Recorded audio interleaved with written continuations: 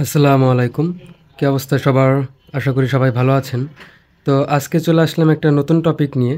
সেটা হচ্ছে Suzuki Gixxer monotone বাইকে যে আমরা আমাদের যে ঘড়ির টাইমটা, মিটারের যে ঘড়ির টাইমটা, তো এটা কিভাবে ঠিক করব বা এটা কিভাবে ঠিক করে সেই ইটা আজকে আর কি দেখাবো। তো আমরা দেখতে পারতেছি যে আমাদের যে ২ টা সুইচ থাকে মিটারে। তো এই ২ টা সুইচ হলো এটা যে আমরা ওডো দেখি, মানে ট্রিপ এ, ট্রিপ বি। তো এই সুইচটা যে এটাই ধরেন যে এই ২ টা সুইচ একসাথে প্রেস করতে হবে। এই যে আমি একসাথে প্রেস করলাম।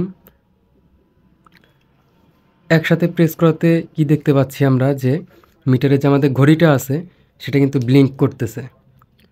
তো এই ব্লিঙ্ক করাটাই হলো যে ঘড়ির ফাংশনে আমি চলে গেছি। তো এখন ধরেন যে এই যে ব্লিঙ্কটা করবে আবার বন্ধ হয়ে গেছে, আমি দেখাই আবার। এই যে ব্লিঙ্ক করতেছে। তো বাম পাশের যে সুইচটা এটা দিয়ে হচ্ছে এখন যে যেমন ৯টা ৪৩ উঠে আছে এইটা চেঞ্জ করে। এই যে একটা করে প্রেস করলে একটা করে বাড়ে। তা এখন যেহেতু ৯টায় বাজে, তা আমি এটা আপনাদের দেখানোর জন্য চেঞ্জ করছি।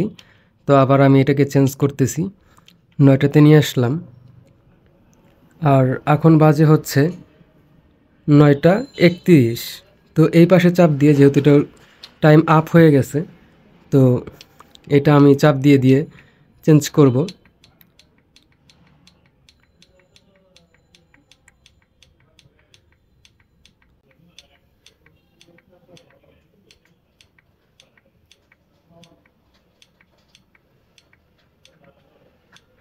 এই হলো ৯টা ৩১।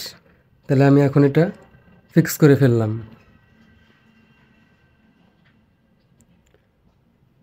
তো এখন এটা বন্ধ করবেন, আবার নষ্ট হয়ে গেল।